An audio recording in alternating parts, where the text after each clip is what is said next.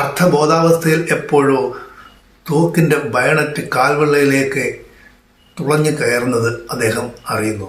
ബയണറ്റിന്റെ കുത്തേറ്റ് കണംകാലിൽ നിന്നും രക്തം വാർന്ന് പൂർണ്ണമായും ബോധം നശിച്ച VSനെ മരിച്ചു എന്ന് കരുതി ഒരു ചാക്കിൽ പൊതിഞ്ഞു കെട്ടി ജീപ്പിനകത്തേക്ക് ഇടുന്നു. കള്ളൻ കോലപ്പനെയും മറ്റൊരു കള്ളനെയും കൂടെ സഹായത്തിനായി ജീപ്പിലേക്ക് കയറ്റി വണ്ടി പാലാ സ്റ്റേഷനിൽ നിന്നും ഈരാറ്റുപേട്ടയിലേക്ക് നീങ്ങുവാനായിട്ട് നിർദ്ദേശം ലഭിക്കുന്നു. വഴിയിൽ ഏതെങ്കിലും കുറ്റിക്കാട്ടിൽ ഉപേക്ഷിക്കുവാനായിരുന്നു അവരുടെ പ്ലാൻ. എന്നാൽ യാത്രക്കിടെ ചാക്കുകെട്ട് മെല്ലെ അനങ്ങുന്നതായി അനുഭവപ്പെട്ട കള്ളൻ കോലപ്പൻ പോലീസിനെ നിർബന്ധിച്ച് VSനെ പാലായിലുള്ള ആശുപത്രിയിൽ എത്തിക്കുന്നു. ആ ആശുപത്രിയിൽ മനുഷ്യസ്നേഹികളായ കുറെ ഡോക്ടർമാർ ഉണ്ടായിരുന്നതുകൊണ്ട് അവർ പോലീസിനെ കണക്കിന് ശകാരിക്കുകയും VSനെ ചികിത്സയ്ക്ക് വിധേയമാക്കുകയും ചെയ്യുന്നു.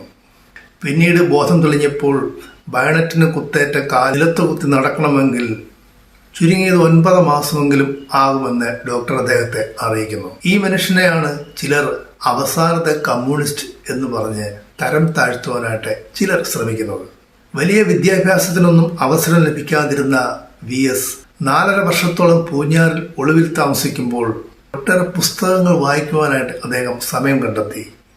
കിഴക്കൻ യൂറോപ്പിലെ കമ്മ്യൂണിസ്റ്റ് വിപ്ലവങ്ങൾ വളരെ ആവേശത്തോടു കൂടി അദ്ദേഹം വായിച്ച് അറിഞ്ഞു. അന്ന് കർഷക തൊഴിലാളി സംഘടന രൂപീകരിക്കുന്നതിന് സമാന്തരമായി തന്നെ മത്സ്യത്തൊഴിലാളികളെയും ചെത്തു തൊഴിലാളികളെയും ഒക്കെ VSന്റെ നേതൃത്വത്തിൽ സംഘടിപ്പിക്കുകയുണ്ടായി. അന്ന് പാലായിലെ ആശുപത്രിയിൽ നിന്നും ചികിത്സയും കഴിഞ്ഞ് ഒരു തരത്തിൽ പുറത്തിറങ്ങിയപ്പോഴേക്കും VSനെതിരെ ചുമത്തപ്പെട്ട പല കേസുകളിലെയും വിചാരണ പൂർത്തിയായിരുന്നു. രാജാവിനെതിരെ പ്രസംഗിച്ചതിനുള്ള കേസിൽ 1 വർഷത്തെ തടവ് ശിക്ഷയാണ് അദ്ദേഹത്തിന് വിധിക്കുന്നത്. ആശുപത്രി വിട്ടിറങ്ങിയ VSനെ പോലീസ് നേരെ കൊണ്ടുപോയത് പൂജപ്പുര സെൻട്രൽ ജയിലിലേക്കാണ്. 1947 ഓഗസ്റ്റ് 15 രാജ്യം സ്വാതന്ത്ര്യത്തിന്റെ ആർപ്പുവിളിയിൽ ആയിരുന്നപ്പോൾ VS പൂജപ്പുരയിലെ ജയിലിന്റെ അഴിക്കുള്ളിലായിരുന്നു. പിന്നീട് 1948 പാർട്ടിയുടെ 2ാം പാർട്ടി കോൺഗ്രസ് നടത്തപ്പെട്ടു. ആ സമ്മേളനത്തിൽ ബ്രിട്ടീഷുകാർ ഇന്ത്യ വിട്ടുപോയിട്ടും രാജ്യം ഇന്നും പാരതന്ത്ര്യത്തിൽ തന്നെ തുടരുന്നു എന്ന് പാർട്ടി വിലയിരുത്തി.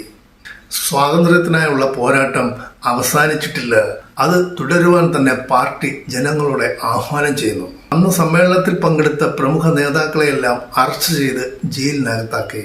അന്ന് 1 വർഷത്തെ ശിക്ഷയും കഴിഞ്ഞിറങ്ങിയ VSന് വീണ്ടും ഒളിവിലേക്ക് പോകേണ്ടതായി വരുന്നു.